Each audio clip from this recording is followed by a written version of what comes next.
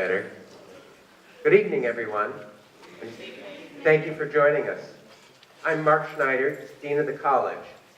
We're pleased to be holding this lecture tonight for our second Davis Visiting Professor of Judeo-Christian Values this academic year, Dr. Eboo Patel. The Davis Professorship of Judeo-Christian Values was established in 1998 through the generosity of alumni Thomas G. and Nancy B. Davis, and is named in their honor.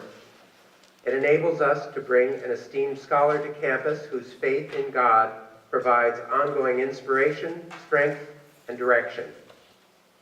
We have had Davis professors from many walks of life in the past, but they all demonstrate the interrelationship of faith and intellect in a life of service to others. Dr. Nancy Davis is with us tonight, and I'd like to take this opportunity to thank her for sponsoring this important program at Ursinus. And she has her favorite seat, I think, is this one right over here.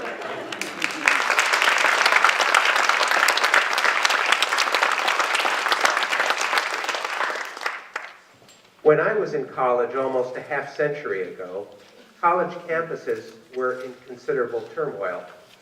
The Vietnam War and the draft had many effects, one of them being that they helped teach students to protest. The civil rights and women's rights movements had their effects on campuses as well, causing students to push for integrated campuses and co-ed residence halls, as well as for new academic offerings that grew into gender, women's, and sexuality studies, African American studies, and the concept of critical race theory. However, at pretty much the same time, those same students were rebelling against required chapel and theology courses, and small campuses like ours were abandoning their connections to religious institutions. On many campuses, the retreat from talking about faith in the classroom was nearly complete, leaving discussions of faith dry, circumscribed, and very academic. Support for students of faith was similarly limited, a situation that has not changed dramatically in the following decades. Today, it is clear that faith, along with race, gender, sexual orientation, and other identities, provides a fault line in our attempts to build a harmonious nation and world. However, I believe our history has left academic institutions poorly equipped to prepare our students to live in a religiously diverse world. Enter Dr. Eboo Patel. Eboo Patel is a leading voice in the movement for interfaith cooperation and the founder and president of Interfaith Youth Corps, IFYC, a national nonprofit working to make interfaith cooperation a social norm. He is the author of Acts of Faith, Sacred Ground, Interfaith Leadership, and Out of Many Faiths. He is a regular contributor to the public conversation around religion in America and a frequent speaker on the topic of religious pluralism. A Rhodes Scholar, he holds a doctorate in the sociology of religion from Oxford University. For over 15 years, Dr. Patel has worked with governments, social sector organizations, and college and university campuses to help realize a future where religion is a bridge of cooperation rather than a barrier of division. I've had the pleasure of meeting Dr. Patel in several different settings, and I've always been impressed at his ability to stake out a challenging viewpoint and then work cordially, humbly, flexibly, and persuasively to bring people together around it. Please join me in welcoming Dr. Eboo Patel.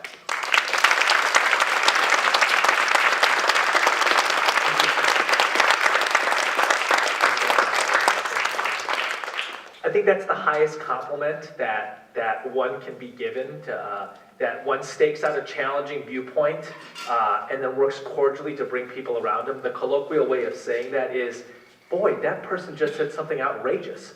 How come I'm not mad at him? So I appreciate that. At one point, I will make you mad. We'll work towards that. I'm absolutely thrilled to be here for this particular lecture. I had the chance to have dinner with Nancy Davis, and she asked her why it is that she and her husband endowed this lectureship. And she told me about her experience here at Ursinus College, class of 1951, going to chapel every day. After first period class, on the early side in the morning, around 9 o'clock, she paused to allow it to sink in for me that, this was a formative experience for a young woman at college during wartime in the United States, or right after the war in the late 1940s. And she said, a bit quietly, actually, the preacher was quite boring.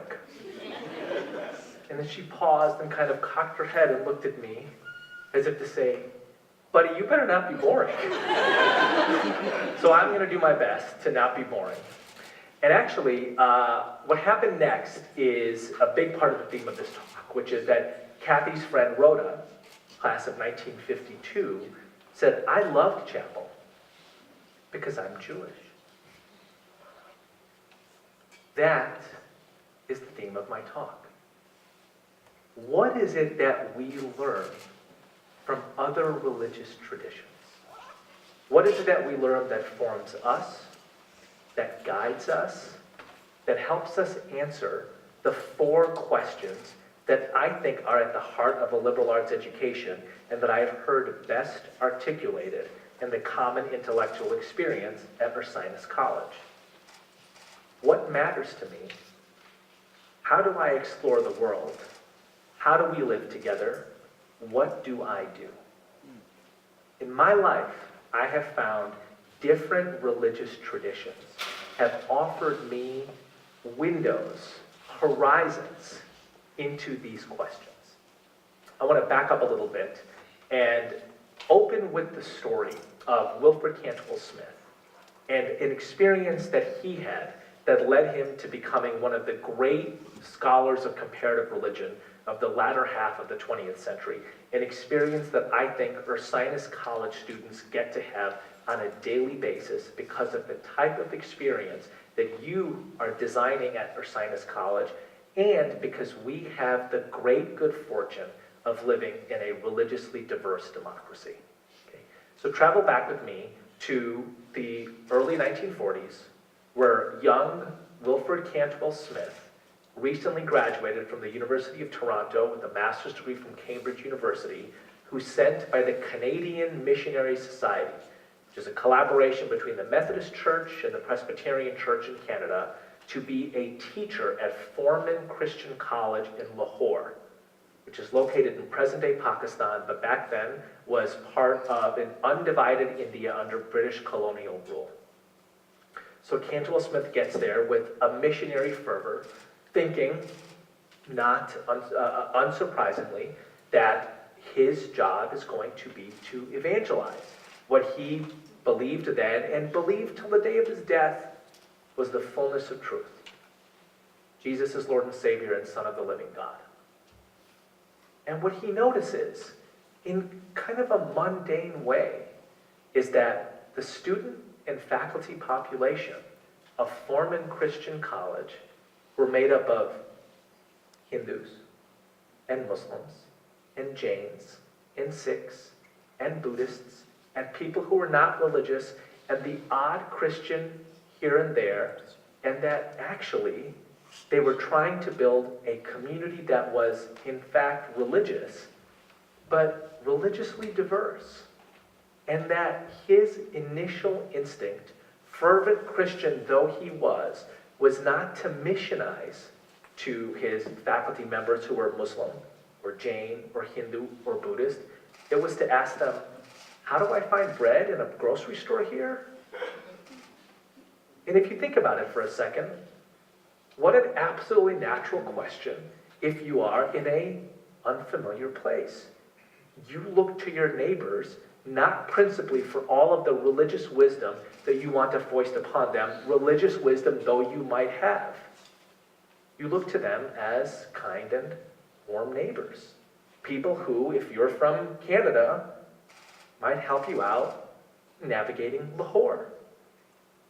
And Cantwell Smith actually notices something else in this process. That, again, fervent Christian though he was, as he watched Hindus in their strict vegetarian practice, as he watched Muslims refrain from eating and drinking during Ramadan, as he watched Janes not even eat onions and garlic and potatoes because they were tuber vegetables. He grew to admire the religious practices of these other people. He called it, in a very mid-20th century way, learning about the faith of other men. And he writes a classic essay on this for a book that is given that title, later changed to Patterns of Faith Around the World. And in that essay he says, in this little school in Lahore in the 1940s, I saw the future. Because back then, in the early 1940s, the United States was not especially religiously diverse. Jews, Catholics, Protestants for sure, but the 1965 Immigration Act hadn't yet happened. We did not have large quantities of Muslims or Buddhists or Hindus or Jains or Sikhs, the kind of religiously diverse population we have now. And similarly, the United Kingdom and Canada, the other nations that Cantwell Smith had experience with, were also not religiously diverse. So Cantwell Smith is getting the sense of, I am having a brand new experience here. But actually, what's happening in Lahore, this is going to be happening in the world at some time. I am living in a religiously diverse community and figuring out, when I meet Jains and Buddhists and Hindus and Muslims that I admire, I have to ask the question, what matters most to me? When I'm teaching and learning and researching with these people, I'm asking the question, how do we inquire about the world? As we build a community in which some people eat meat ritually like Muslims and other people like Jains and Buddhists and Hindus believe that the taking of animal life for meat is a sacrilege, we are asking the question, how do we live together? And all of us in our teaching are asking the question, not just what do I do, but what do we do? Because all around us, religion is playing an extremely challenging and dangerous role. This is coming right up to the time of partition in India, and in that year in partition in the late 1950s, literally hand-to-hand combat between Muslims and Sikhs and Hindus. At least 1 million people died in interreligious conflict. And so you can't say that religion doesn't matter, that it doesn't play a role in the world if you're in this environment. You have to ask the question, not just for your little community, but for the region, the world at large. How do we live together? What do I do? What matters to me? How do we inquire and learn about the world? I think that experience that Cantwell Smith said was so earth-shaking for him, and that leads him to a career in comparative religions. A whole new field is part of what he develops in this area of inquiry. We get to have that experience literally on a daily basis. And because I've had the opportunity to study the way that you organize your educational experience here, I actually wanted to take a few minutes to reflect on how diverse religious practices, traditions, and communities have helped me answer those 4 questions.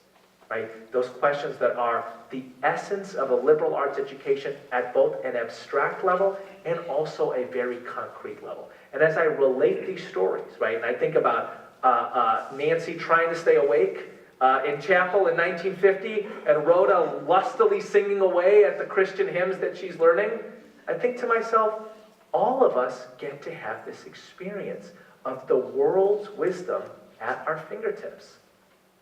How does it help us answer these questions? Let me start with what matters to me.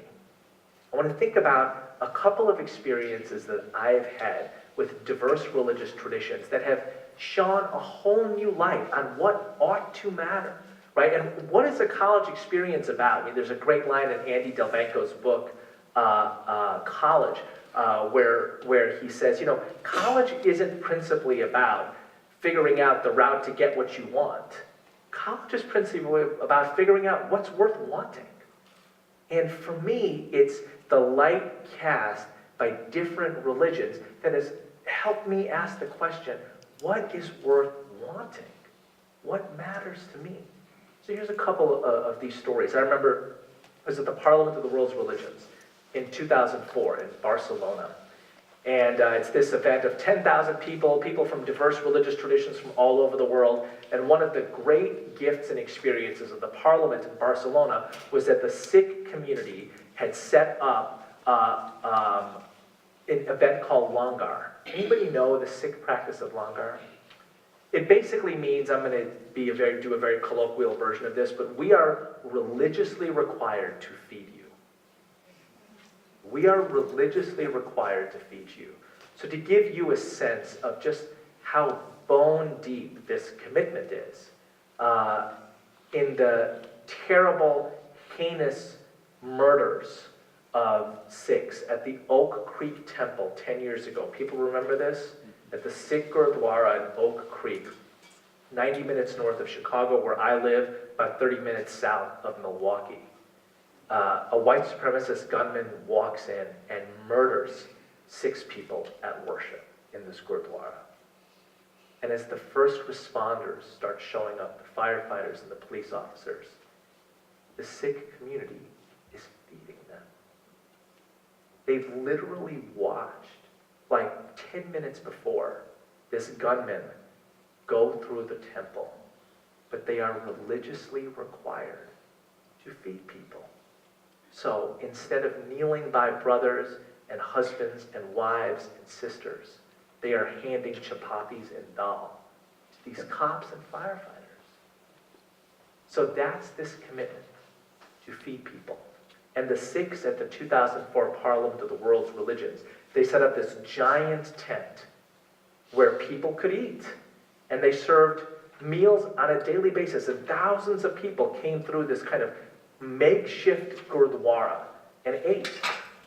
And I'm there, I take off my shoes, as you do when you go into typically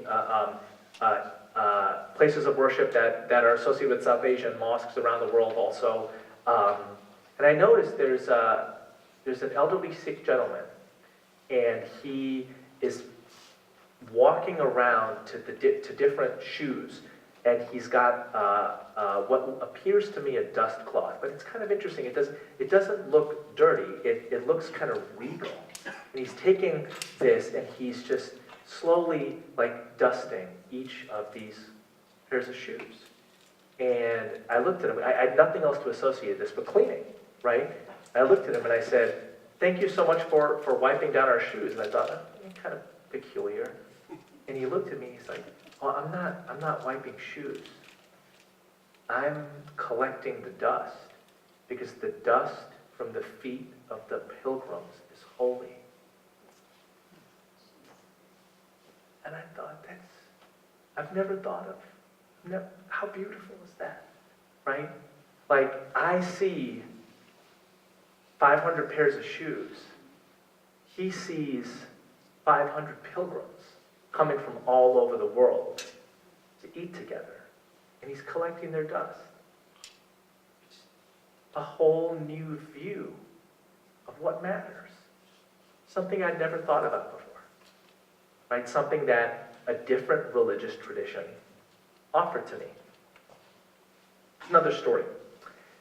Some years back, as many of you will recall, there was a terrible tsunami in Japan. It killed lots and lots of people.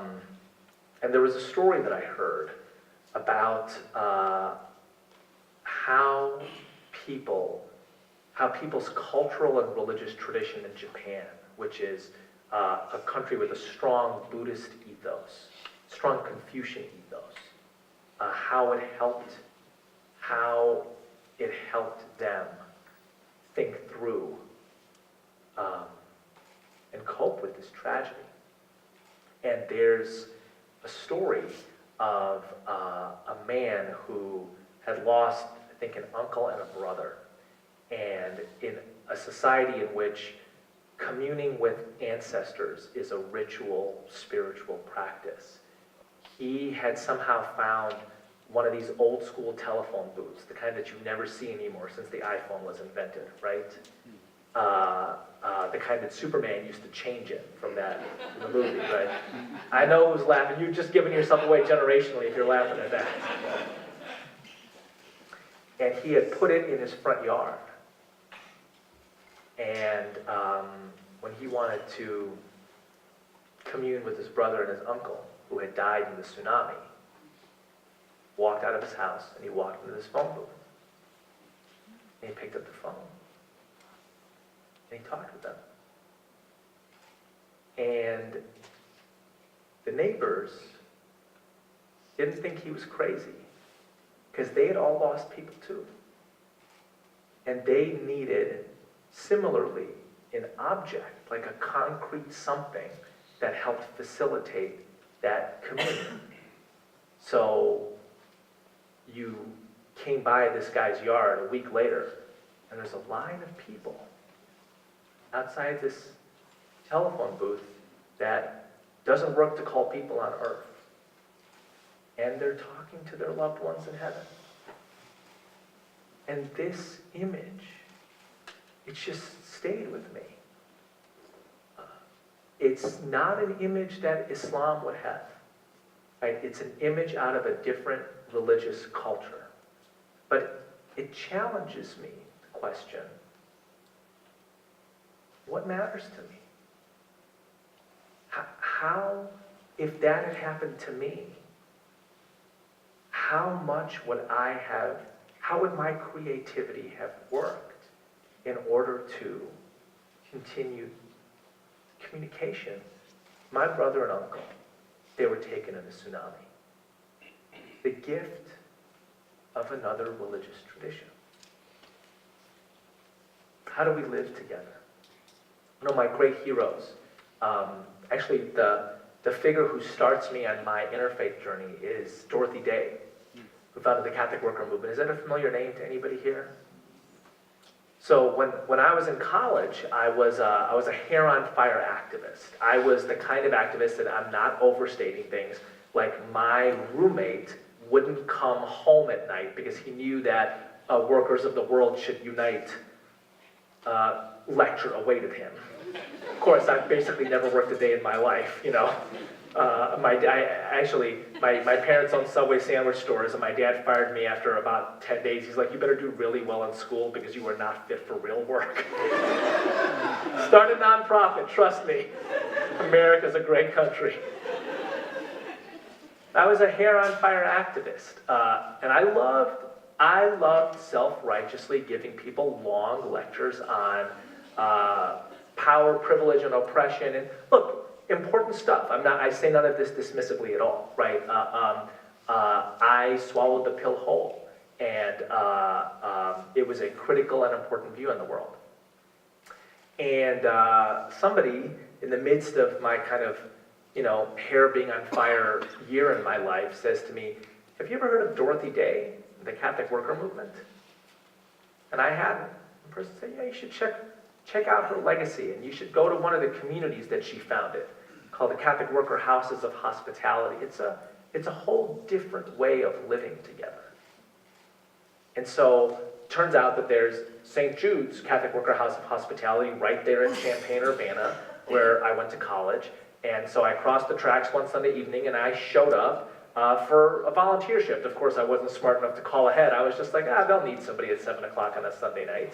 So I showed up, and it was different than any agency I'd ever been to, right? There was no kind of bulletproof glass. There was nobody doing intake. There was no place to write down your emergency phone number. Door wasn't locked. Kind of walk in. There's kids playing in the living room. Somebody notices that somebody new's in the house and peeks around the kitchen and says, you staying for dinner? Like, my mama didn't raise no fool. Yeah, I'm staying for dinner. Heck yeah, man. Right? And so over the course of this dinner, I get the story of this place. And it turns out that the people at this dinner table are a mix of migrant farm workers up from Mexico trying to put together the first couple months security deposit on an apartment, and folks who were recently homeless, and people who had been graduate students at the University of Illinois and then read Dorothy Day's philosophy and dropped out of school to join a community that lived the way Jesus would. And what was that? What you do not immediately need goes to those who live without. You don't serve the poor, you live in solidarity with them. The single most important and godly thing you can do is to be the kind of person who people cannot tell the difference between you and a person who is truly destitute. And what struck me the most was there wasn't a single lecture that was a part of this. Nobody seemed very impressed with themselves. I, on the other hand, was a 19-year-old who was very impressed with myself and who really liked giving lectures.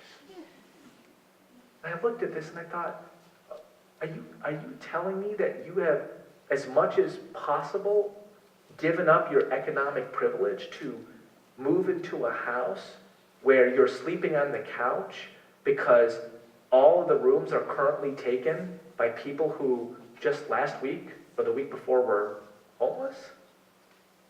Somebody's like, well, I guess you could describe it that way. Or you could just say, we're trying to live the way Jesus did. I found it hard to give other people self-righteous lectures after that. Because they were living the most radical thing I'd ever heard of. I was seeing it. They were doing it. They were the change they wanted to be in the world. And there wasn't a single lecture that accompanied it. How do we live together? For me, the single most impressive example of that came gifted to me out of a radical interpretation of Catholicism. How do we inquire about the world together? How do we explore the world? You know, Brock, president of the college, said, so how is it that you get into interfaith work? You know, you're only a mildly observant Muslim. Like, that's generous. Thanks for saying that. And it's true, right? So how is it that I get into interfaith work? And why is it that I feel so committed to the Islamic tradition, even though my ritual observance is, let's just say, barely passable? It's because part of the way I learned to think of the world is through the tradition of Hinduism.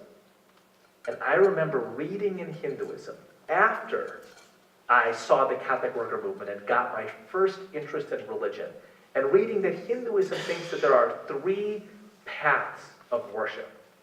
There is the Jnana Yoga, which is the path of knowledge, one who studies Sanskrit and the scriptures. There is the Bhakti Yoga, which is the path of ritual devotion. And there was the Karma Yoga, which is the path of action.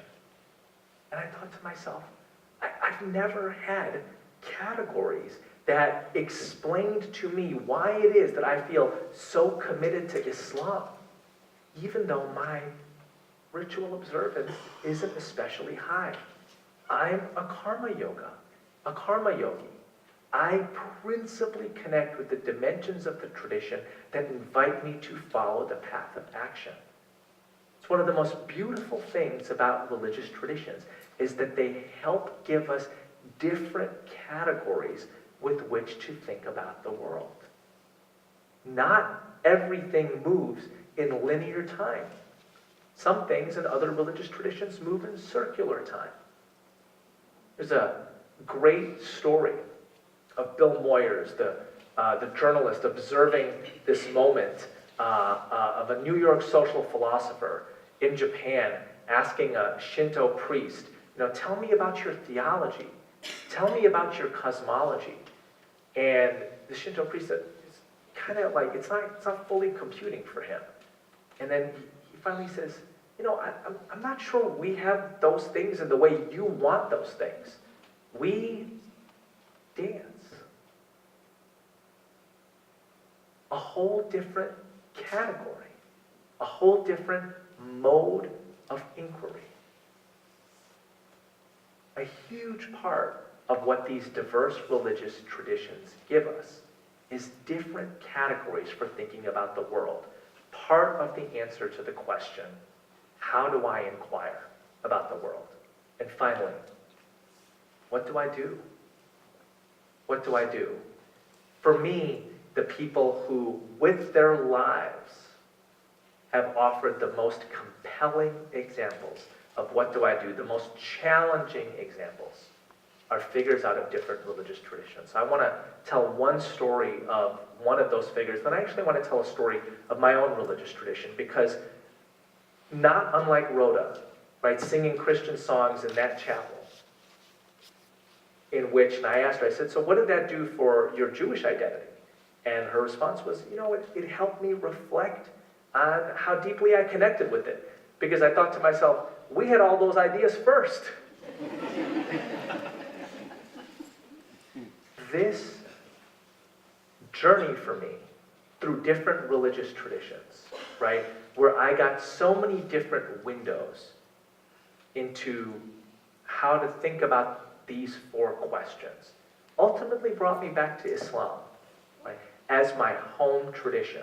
One in which Gandhi says, you live in your home, but the windows are open so the wisdom of other traditions pass through. Right? So in this section, I want to kind of close with the story of a figure who, for me, is one of the great figures of the 20th century, who helps answer the question, what do I do, in such a challenging way?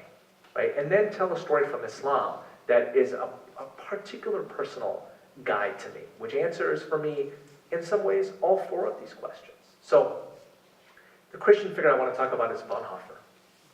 Right? Dietrich Bonhoeffer, the great German Lutheran pastor, comes from an aristocratic family in Germany, attends Union Theological Seminary in the 1920s, learns from Niebuhr and the other great scholars there, also learns from Adam Clayton Powell in Harlem. He goes back to Germany, and he's a witness to the rising madness of Hitler and Nazism. And he watches this. He actually gets a professorship at Union. He comes back, he teaches at Union, and then he decides he can't be away from his country as basically hell takes over. And so he takes the last ocean liner that goes from the United States to the continent, right? In the mid-1930s. I mean, the war is already begun on the continent. He takes the last ocean liner back so that he can be a Christian witness against Hitler's madness in Nazi Germany.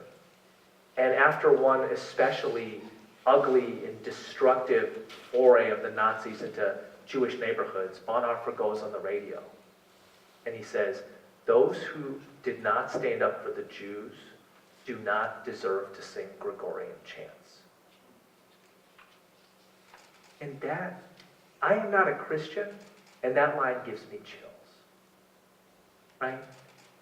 What is Bonhoeffer saying? First of all, he's basically signing his death sentence. Like he is basically going public and saying, he starts something called the Confessing Church, but he's basically going public against the Nazis, and he's saying, I'm coming for you. Me and all of my Christian pacifism, I'm coming for you. And he's basically signing his own death sentence. And in fact, amongst the last acts of the Nazis as they fall is to order the death of Bonhoeffer, order the assassination of Bonhoeffer. And he dies, assassinated by the Nazis. What's he saying? There is a solidarity requirement with people from a different religion who have the jackboot of the SS stormtroopers on their throats. And we don't deserve to call ourselves Christian unless we stand up for these people. And if that example doesn't challenge you to ask the question, what do I do? And where do I get that inspiration? But T.S. Eliot once said, we don't inherit traditions, we work to make ourselves worthy of them. I remember reading that and thinking, how do I work to make myself worthy of Islam in the way Bonhoeffer is laying down the gauntlet for what it means to be a Christian? So what of Islam? And what at least I read it saying to me about what matters to me, about how we live together, about how we inquire into the world, about what I or we should do So for me, that is located actually in Surah 2 of the Holy Quran. And I remember I'm reading this in Anne Marie Schimmel's beautiful book, Shimmering Light, when I'm a graduate student at Oxford, in what I promise you is the smallest room ever given to a student there in that 1,000-year university's history. I mean, it's like my mom cried when she saw it. So here I am, feeling like a monk, in this extremely small room, kind of working my way back to the tradition of Islam in reading the Quran and Anne Marie Schimmel and all of these texts. And I read in Surah 2 of the Holy Quran the creation story, which is that God creates Adam, the first human being, by picking up a lump of clay and giving it his breath, his ruh. And he says to Adam, like his creation, our common ancestor, the first human being, you are my abd and khalifa, my servant and representative, my vicegerent on the earth. You steward creation. That's your job. And God calls the angels forth and says, I want you to honor the creature that I have made steward of creation, human being, Adam. And the angels say, why would we honor a creature who will only fiddle and destroy? And God says, I know what you do not know. Think about this, right? The angels see some things that are true about the future of human existence and say, we're not bowing to this. And God vouches for our goodness. What happens next? God sets up a contest between Adam and the angels. He says to the angels, I want you to tell me the names of creation. The angels say, oh God, this knowledge we have not. The only knowledge we have is to sing the glories of your name. It's said that we humans, we know 99 names of God, but the angels know 3,000. The angels are saying is all we know is to sing those 3,000 glorious names. God turns to Adam and says, you do it. Tell me the names. And Adam performs the task. And I'm reading this, and the word that I just cannot get over, that I keep staring at, is the word names. Why? Because it's plural. It's not singular. God has made creation plural. It's diverse. The distinctive task and gift that we have is to steward diversity. It is a gift that God does not give to the angels. It is a task that God does not give to the angels. It is a gift and a task he gives to us. And I'm looking at this, and I'm thinking to myself, am I worthy of this? Is this what matters most to me? Is this what I am doing? Is this how I am living? Is this my mode of inquiry into the world? Am I being the Abd and Khalifa that is a proper descendant of Hazrat Adam? And it clarified so much for me about who I wanted to be, about which tradition I connected to, about how I thought I should live. It's the reason that IFYC exists. And I think to myself, like, that journey, right, of reading and study and conversation and discernment and long, dark nights of the soul until you kind of connect with the tradition you think is your home, until you can at least give answers to those 4 questions that you find at least moderately satisfactory to yourself. That's that's, I think, what it means to find what's worth wanting. Like, that's, I think, the meaning and the fruit of a liberal arts education. There's a great line that Howard Thurman, the great black scholar, used to say of his alma mater, Morehouse College. He says, "Morehouse puts a crown above your head and challenges you to rise to it." That's a liberal arts education.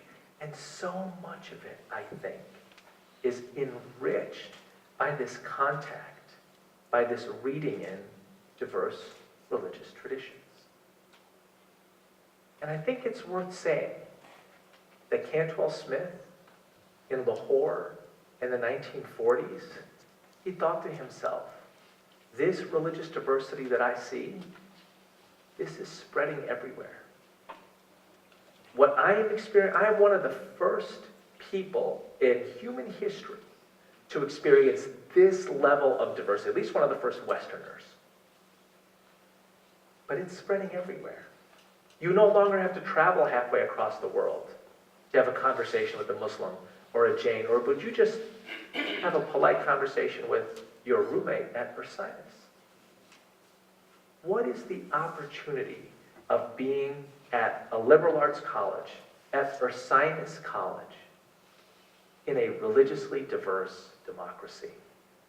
Let me first say that, according to Michael Walzer, wrote a great book called What It Means to Be an American, the very idea of a religiously diverse democracy, political philosophers thought was impossible. From the time of the Greeks, how would one ethno-religious group ever allow a representative or a member of a different ethno-religious group to rule over them? It's impossible.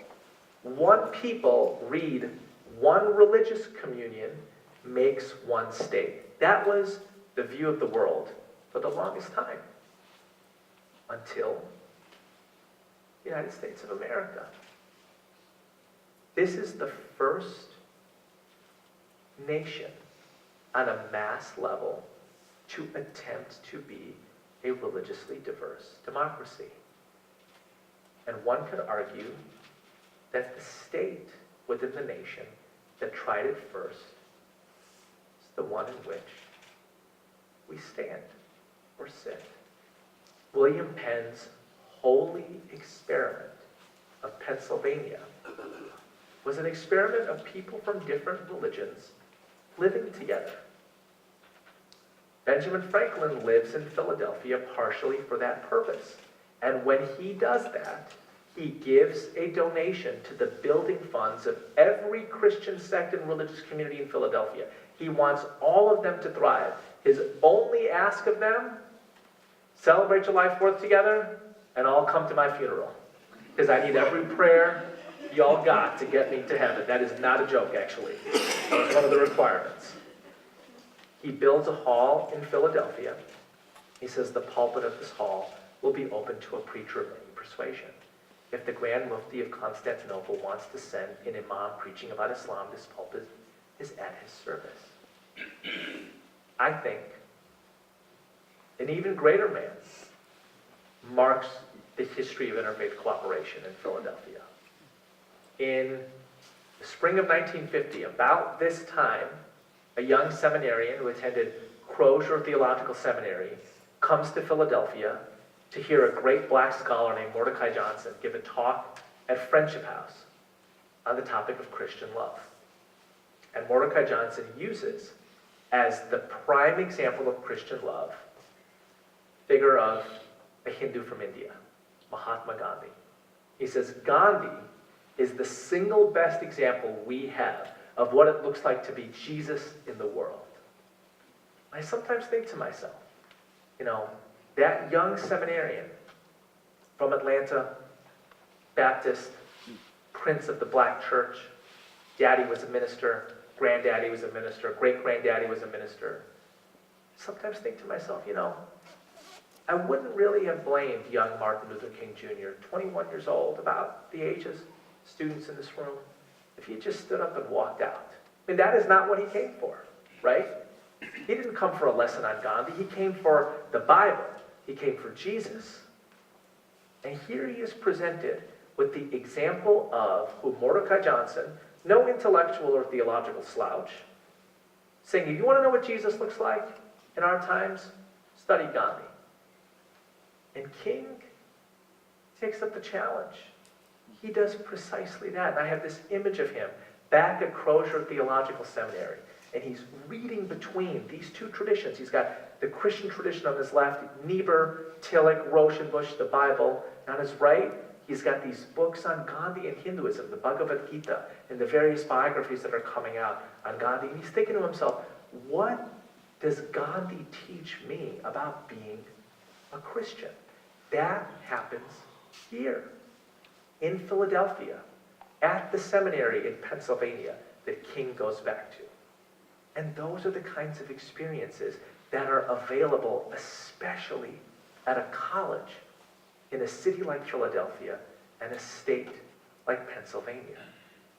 These experiences that help inquire into these four big questions. So, this is the lecture on Judeo-Christian values. The term Judeo-Christian is a term that begins being used in the 1930s, largely as a result of the really ugly anti-Semitism and anti-Catholicism of the 1920s. Some people think it was written on Plymouth Rock when the Pilgrims arrived. It wasn't. It was a term that allowed the United States to put its arms around two, at that time, recently immigrated religious communities, Jews and Catholics, and say, you too are part of the American experiment. You too are contributors, not to the melting pot that is America, but to the great potluck that is America. Because if communities don't contribute in a national potluck, the nation doesn't feast. So here's my question, my challenge. We live in a nation in which there exists the most complex Buddhist city in the world, Los Angeles. More Buddhists from more different national, racial, and ethnic backgrounds live in Los Angeles than in Seoul, Korea, or in Colombo, Sri Lanka, or in Bangkok, Thailand. We live in a nation in which there is the most diverse gathering of Muslims anywhere on the planet except for the holy time of the Hajj. We live in a country in which there are almost as many Muslims as there are Jews, about as many Muslims as there are ELCA Lutherans, and twice as many Muslims as there are members of the Episcopal Church, which is the church that, when our founding fathers went to prayers, which was not that often, they tended to go to the Episcopal Church, the Church of England, known elsewhere as the Anglican Church. The term Judeo-Christian has done really important work. What comes next? How do we continue with Judeo-Christian values, theological values, civic values, and welcome the contributions of the Buddhists, the Hindus, the Baha'is, the Sikhs, the Muslims, the secular humanists, all of the various communities that make up what some scholars say is the most religiously diverse nation in human history. I, for one, do not think that we can forfeit faith identity or faith values to the people who would take faith and make it either a bunker of isolation or a barrier of division or a bludgeon of domination. I think in the most religiously diverse nation in human history, we need to make faith a bridge of cooperation. Otherwise, things not only get ugly and dangerous, think about how much wisdom and beauty we miss. Right? Think about the example of that Sikh elder collecting the dust from the holy feet of the pilgrims. Right? Think about the example of Bonhoeffer, or the categories of Hindu thought. think about how much we miss when we don't think of this nation principally as a religiously diverse democracy, a potluck that welcomes everybody. I want to end with a line from Hamilton. I just took my boys, 9 and 11 years old, to see Hamilton. And I love this idea, right, that our founders got so many things wrong, right? It's okay to say that, right? The sins and mistakes are legion, and they shouldn't be forgotten, and in some cases they shouldn't be forgiven. It's interesting. They got one thing pretty close to right, and that's religious diversity. And that shouldn't be forgotten either. This is a nation that was born out of the European wars of religion, where people on the continent thought that the only way to have peace after these wars of religion was to name a state religion in every country. And Madison and Adams and Jefferson and Franklin and Washington and Hamilton, they were like, yeah, we're going to try something else here. We're going to try the idea of people from the four corners of the earth praying to God in different ways, including not at all, coming to this patch of land and building out of it collectively a nation. And this notion that it never stops, right? That every generation recreates, adds new chapters to this ongoing experiment. That term experiment, it starts here, William Penn's Holy Experiment. And I think the last song in Hamilton, right, expresses this so beautifully. It's kind of like he's reaching out across the ages, and he's reminding us of his own immigrant hustler background, and he's saying, and these are his words, right? These through Lin-Manuel Miranda, right? America, you unfinished symphony, you sent for me, right? And I want people to like take that personally, the way that I took Bonhoeffer personally, or Surah 2 of the Quran personally. Like, what does it mean that we as citizens, and by citizen, I don't mean anything about your papers, I mean like somebody who shapes this nation, whatever your papers say, to take seriously the idea that the American symphony is unfinished. It's set for us. What new music do we add? Thank you.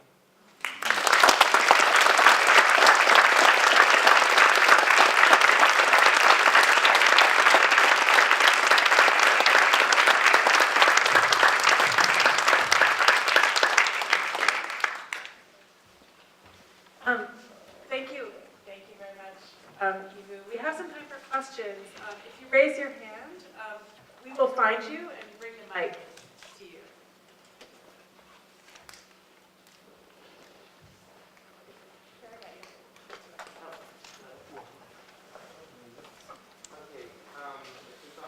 Well, oh, nice. Okay. So how did your lifestyle change after you met the, what were they called, the Dorothy Day's Catholic Work Center? The Dorothy Day Catholic Worker? That's a great question. So like I said, I mean, the first thing is, this doesn't sound that impressive when I say it now, but I became less self-righteous. But it was impressive if you knew how self-righteous I was. So I became less self-righteous, number one. I actually spent the next summer in doing a tour of houses, of Catholic worker houses. So I drove from Chicago to Atlanta, stayed in what was actually an evangelical Protestant version of a house of hospitality called the Open Door Community, and drove all the way up the Eastern Seaboard, including in Philadelphia, stopped in Philadelphia, all the way up to Boston, staying in Catholic worker houses of hospitality the whole way. I graduated from college. I lived in the Catholic worker house of hospitality for a couple months. I think but you know what? Part of what I learned is, as much as I admire that, it wasn't for me.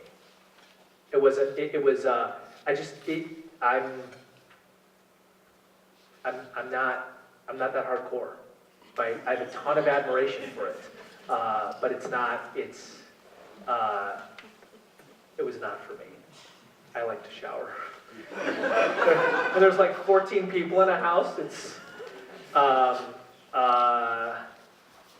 and it actually, interestingly, it illuminated a dimension of Islam for me, right? In Islam, there isn't a tradition of celibacy, and there isn't a tradition of voluntary poverty in the way that there is in Christianity, right? And in Islam, when the Prophet Muhammad, may the peace and blessings of God be upon him, does his night journey from I think it's Mecca to Jerusalem, and then elevates up into heaven, the angels offer him 3 drinks: wine, water, and milk. And he chooses milk, which kind of signifies the middle path, right? Islam prides itself on being a tradition of moderation that balances deen and dunya, faith and world, right? And so as I was kind of going through this period of like having mad admiration for the Catholic workers and like sleeping on the couch of the St. Francis Catholic Worker House on Kenmore in Chicago and battling the cat for the couch. And I'm not kidding you, like this guy Jimmy would make phone calls to imaginary friends at 3 in the morning. And I was 20 years old, I just graduated from college, and I was teaching kids who had dropped out or got kicked out of Chicago high schools in a GED program, who were also incidentally 20 years old, and who kind of smelled my, like how new I was to this, and just like kicked my butt on a daily basis, right?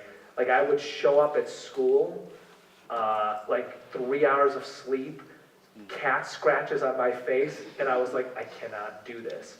And reading about Islam and thinking about the middle path, and that's the path that we Muslims are meant to follow. That was actually really useful for me, right? So it's this idea, I talked about this a little bit earlier, that one can have really deep admiration for another religious tradition and stay, this is not for me, but I have a ton of admiration for it.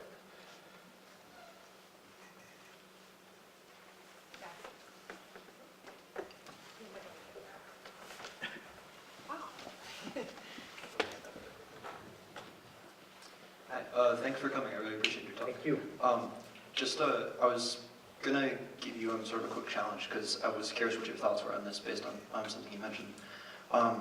You brought up Gandhi as sort of a role model, I guess broadly speaking, I'm paraphrasing what you said here, of diversity and inclusion, correct? Or, Yes. So I'm not sure if you're aware of this or not, and you can give me your take on this if you're comfortable sharing. As of recent now, public domain knowledge has come out that with a whole host of documentation that Gandhi, for the 20 years or so that he spent in Africa, a little bit over that, he has a whole host of documents where he's making what I view as pretty racist remarks about Central and South Africans and their inability to be peaceful and not be violent, and additionally makes quite a large degree of remarks about Western atheists and their inability to be tolerant of religious folks of any sect.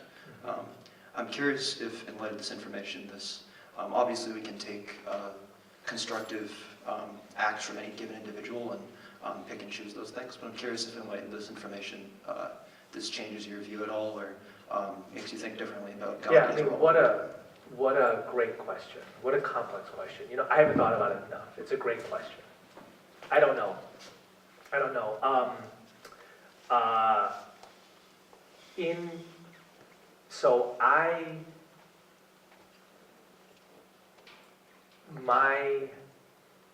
I guess I was going to say my principle, but my first brush with Gandhi was through King, right? And how King views Gandhi. And as I think about it, that's a very interesting question. It would be interesting to pose that question to King, right? Like, would Gandhi's... So the answer to your question for me is I don't know. I haven't thought about it enough, but it is clearly worth thinking about, right? And to ask a different kind of question, right? Should King have rejected Gandhi because of the way he viewed Western atheists, of which King had no small number of friends? A. Philip Randolph, Stanley Levinson, right? And the way, as you recount, Gandhi viewed black people, right? Should King have rejected him and said, I can't learn a thing from this racist? And if he had, and that's an interesting thought experiment. What if King had walked out of Friendship House in 1950, April 1950, literally, 50, 60, 69 years ago. He walked out and been like, I can't learn a thing from that. Are you kidding me? Not only is he not Christian, he's a racist. Not sure, right? So, when I was in college, I read this book by Pearl Cleage called Mad at Miles. You know this book? Pearl Cleage is a really compelling, radical writer. And she basically said, given the way Miles Davis treated women, we should break all of his records and never listen to his music again. It's an interesting question, which is, the principle of the question is, what quality and quantity of sins does somebody have to commit to snow over the contributions that they make? And I don't think it's an easy question, right? So I'm going to keep going on this for just a second because I think that this is so fast. Have you seen Hannah Gadsby's In the Net? I mean, it's stunning, right? So like, go home and watch it on Netflix. Trust me, it will like change your life. It's stunning. And part of what Hannah Gadsby does at the end is say, Picasso used to say about his mistresses, I was in my prime and she was in her prime. Well, guess how old Picasso was when he said that? Guess, serious question. 40s. Okay? And guess how old his mistresses were? How old? 18. Right? But think, it's a profound option because Hannah Gadsby's like, what does it mean that this man recognizes that as an artist, you might come into your prime after 20 years, but her prime is only about a particular time in her body. What does it mean? And how can we ever look at Picasso? It's a really interesting question, right? What an egregious, not just statement, but worldview. Do you stop looking at Picasso? Do you stop listening to Miles Davis? Does King walk out of the room when he hears the word Gandhi and says, that guy's a racist? I think that there's probably some kind of line of like sinfulness, egregiousness, etc. Some kind of quantity and quality that at some point like snows over other things, but I'm not sure what that is. Give me a lot to think about though. Thank you for that question. You talked, can you hear me? Yeah. Okay. You talked about the symphony in the United States. What's happening to our symphony now with Donald Trump? Are we done? Yeah, I mean, so I'll tell you exactly. I don't think the symphony is always played in the White House. No, but it's played in the United States. How many people voted for him? Yeah, so I mean, I just watched, I can't believe I'm saying this, I just watched, this is how like mentally exhausted I was last week. I like watched the Netflix documentary on Motley Crue last week. And I thought, did I listen to these fools, right? The point that I'm making is not just about my bad taste in music, but there's lots of kinds of music played. And a lot of it is ugly. And I think that the challenge is, how do you make beautiful music louder and more attractive and encourage other people to play along? So I don't think the United States is only a symphony. I mean, I think that there's like an awful lot of like thrash metal being played right now, which music I also listened to when I was 11 years old. But I'm not sure. I think the best counter to ugly music is beautiful music.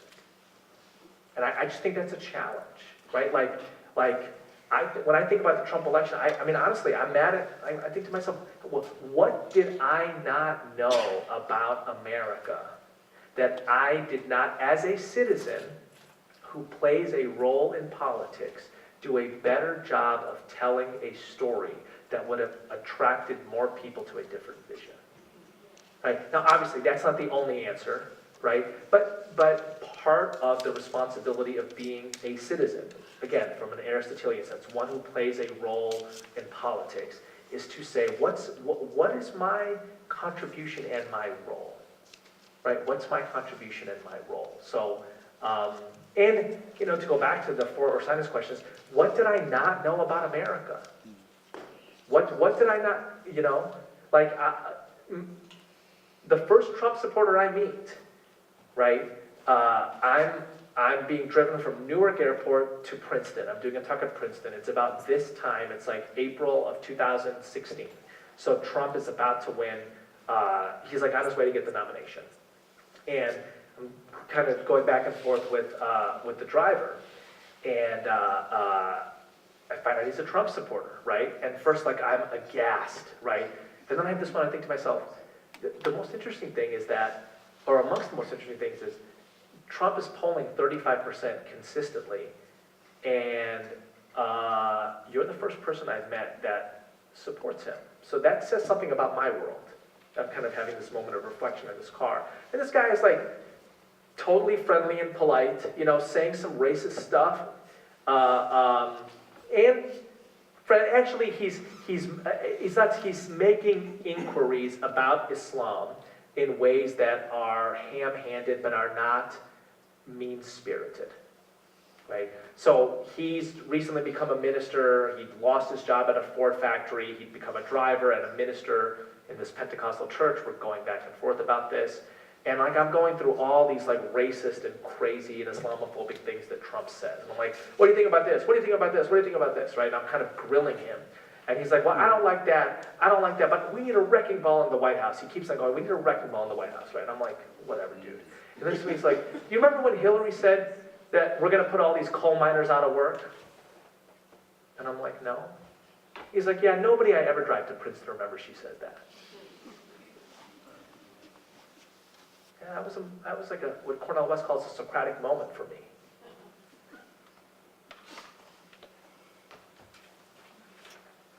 I have a question or a concern. Yes. Okay, you're talking about diversity. How can you continue with diversity when you mention Jesus, who is alive? He is the living God and not a prophet, as Islam says. And Islam hates Christians and refers to Christians as infidels. How can you continue with this diversity when there is death from them? The Islam you don't believe in is also the Islam I don't believe in. So whatever interpretation, and I'm sure some Muslims would hold that, I first of all don't believe in it, and in my reading of the tradition, amateurish though it might be, it's a total violation of the tradition, right? Like, I love Jesus, and I've been taught to love Jesus as a kid, as a Muslim. You know, there's this beautiful story, actually, that Sufi Muslims tell about Jesus, who, yes, Muslims regard differently than Christians, but with so much love. You know, with so much love. There's this beautiful story that Sufi Muslims tell about Jesus, that when Jesus was in the market and people around insulted him, in return, he blessed them. And when he came back to his disciples, and his disciples said, you know, how do you bless people who insult you? Jesus says, I give only what I carry in my purse. Right? And like, I think of that story as like the heart of, like a heart that is shared between Christianity and Islam. It's like, this is how you should be with other people. And when you wake up in the morning, you should put in your purse only blessings, and know that whatever you get from the outside, this is what you're giving. This is what you're giving. So, yeah, I mean, the Islam you don't believe in is also the Islam I don't believe in. Is there time for one more question? Oh, From you. You go first. No, you go. No, you go. All right, Take, fine. ask both questions and I'll answer the easier one. Okay, so Three? Okay. So here's my question. I'm actually really appreciative of the fact that you sort of you repeatedly talk about religious diversity, but you always include people who are not religious, right, in that list, right, of possible identities, and I think that's a really, really important thing to do.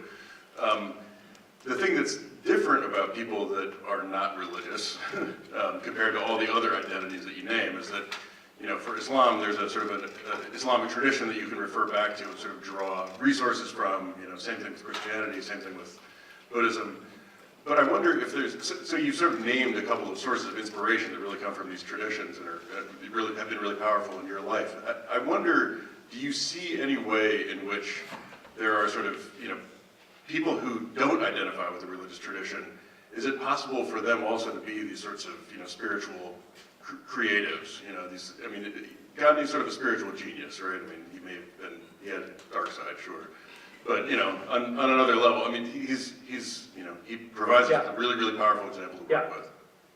Yeah, it's a great question. So I clearly think there are exemplars who are not who are not from a religious tradition, or certainly not from a single religious tradition, who you would look at as equal geniuses, right? So A. Philip Randolph might be one of these folks. There's lots and lots of them. I think what's interesting is there is no coherent tradition that they would all come from, so to speak, right? So there isn't a direct parallel. I mean, there's plenty of people, really smart and good people, Greg Epstein and others, who are seeking to articulate a tradition of humanism, but it doesn't have a source text like the Hebrew Bible or the Quran, or I mean, Hinduism has a set of source texts, but there are source texts, right? There's an Ur text or a mother book that they all come out of, and that's not the same in these other traditions. And so I just think it's different, right? And I think that it's interesting. In this talk, I approached very, very differently. I principally approach talks sociologically, which is to say, how do human beings orient around religion differently? And I think that there are parallels to be made between communities of people, so to speak, right? For whatever reason, I think because of the conversation I had with Nancy and Rhoda an hour, 90 minutes ago, I changed how I was going to approach this talk, and I approached it more through the lens of traditions, because that is part of how we think about a liberal arts education. This is all a long way of saying that if you look at, if you take the category of tradition, it is hard, I think, to have a parallel to a religious tradition, although that's the kind of thing you could write your senior thesis about here, right? In large part because of the absence of relatively agreed upon practices, a relatively agreed upon canon, and for certain, a source text, right? Which isn't to say every religious tradition has one, but probably many of them have parallels.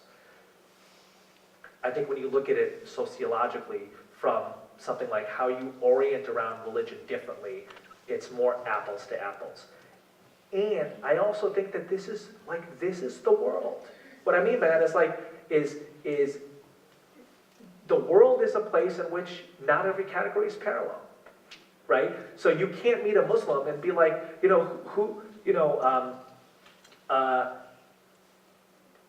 who's the son of God in your religion? There's no parallel. It's not the question we ask. Do you see what I'm saying? So part of learning about and inquiring about the world is, well, these categories make sense for these things, and then I need other categories for other things. Thank you very much for your talk. I have kind of a weird observation. And for those of us that were conquered by both the Aztecs and the Spaniards, how do we deal with a tradition that was taken away from us? Our indigenous roots were part of a genocide. So, I mean, I can say that I'm ethnically Catholic, but yet I follow my, my indigenous traditions of worshiping the land and the sky and the wind and the earth. So sociologically, culturally, and religiously, how do you deal with that when your fathers killed your mothers? So what I'm looking forward to, some wisdom from you. Yeah. I mean, I don't know. I don't know. And I think that that's like as important a question I've heard in 10 years. And I would disrespect the question by attempting to answer it without having like sat with it not just intellectually but spiritually. I think that's a beautiful and a really important question. And I suspect that the closest thing we're going to get to an answer is in people like you modeling. Right, so I will have to know more people like you and to pay attention. And when somebody asks me that question in 2 years, say, I met this woman who does X, Y, and Z. So I'm not offering an explanation. I have zero insight into that trauma, but I can tell you a story of somebody who I admire. Right? And I should also say that, like, that set of stories ought to play a bigger role in my narrative, and it doesn't yet. So thank you for asking the question with gentleness and humility and also directness, and it ought to play a bigger role in how I tell the bigger story. Yeah, I appreciate you all. I have great admiration for what you are attempting here. To be a genuine liberal arts college in a religiously diverse democracy that produces people who write the next chapter and contribute new and beautiful music. Thanks, everyone.